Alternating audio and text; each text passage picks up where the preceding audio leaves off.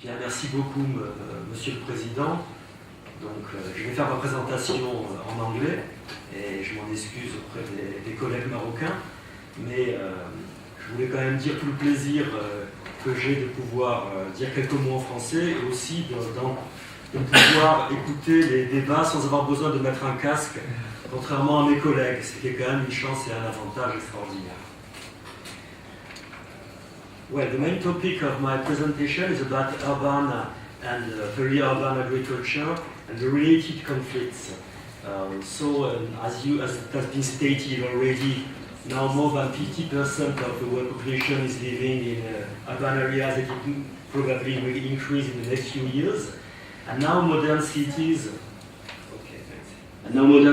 produce about 50% of global GDP.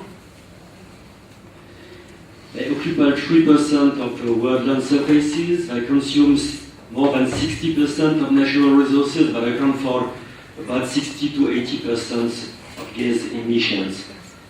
And nowadays, with all these people living in cities, feeding the cities become crucial. And these cities are concentration of population who do not produce their own means of subsistence and proper means of subsistence. So if I have a quick look at cities, I just want to state two main things. First one is urban, what is sometimes called urban metabolism. And if we see that cities now are producing outputs like industry goods and services and on, but with inputs like food, essentially, and also other types of goods. And also cities are devoted to recycling, either organic or inorganic waste. You can see that in my green or red circles, food and land, agricultural land, are really concerned with the rise of cities. I will just give you another insight. It's about urban sprawl and land consumption. At the moment, most of the land around the cities is consumed by urban sprawl, and most of this land is agricultural land, and sometimes very good soils, really devoted to good agricultural matters. So now there are two main challenges in the future, with a possible increase in transport costs and a rising concern for environmental divide, and the question of sustainability of transporting food infrastructures. So there are two main challenges. One is about the development of an urban and peri-urban agriculture within and around the cities, and the other challenge is about the land use pressure on agricultural lands on the border of urban areas, and the transformation of these agricultural lands into artificial space. So let me go straight to the first question, that's the one of land use conflicts, and I will give you just first small insights about the question of land use conflicts in the greater Paris region related to research we did in my labs in the next few years.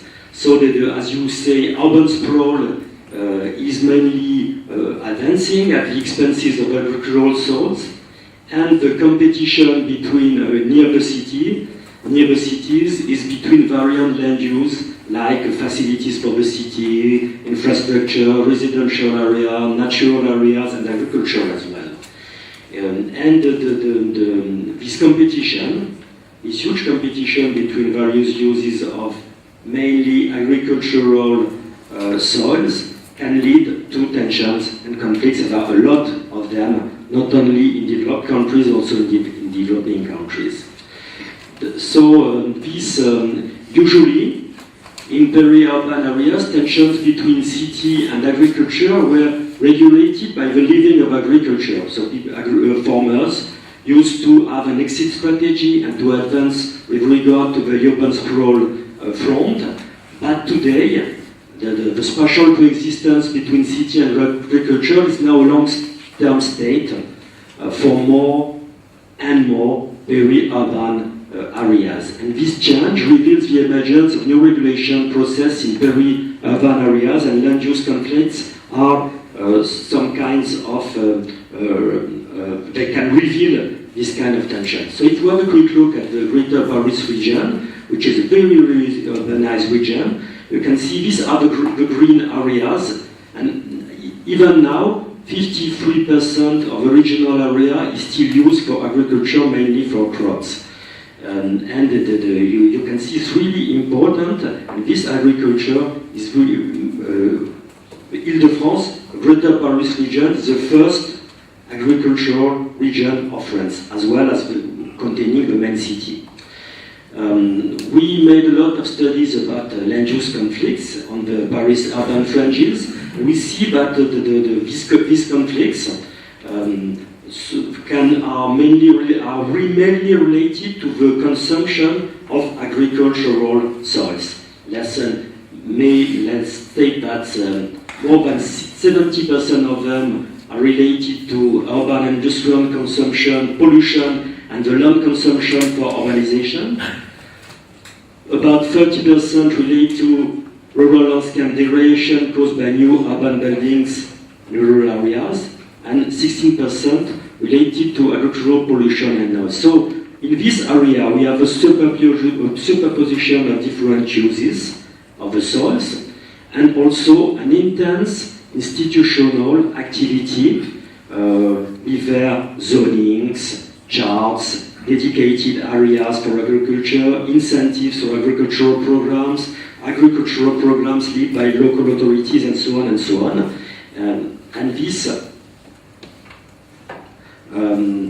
is attested by the group of actors in conflicts. I don't want to enter into the details, but it's obvious that different groups of actors play different roles in the territorial governance of the Greater Paris region, and some of them are acting in order to urbanize the region, and other one in order to protect natural or agricultural areas as well. Now I just want to go quickly to my second question. That is the one of urban and peri-urban agriculture. So first I was concerned with agricultural soils and lands and their conservation and preservation. And now the second question is about urban and peri-urban agriculture. So there is a huge concentration of food demand and more in urban areas.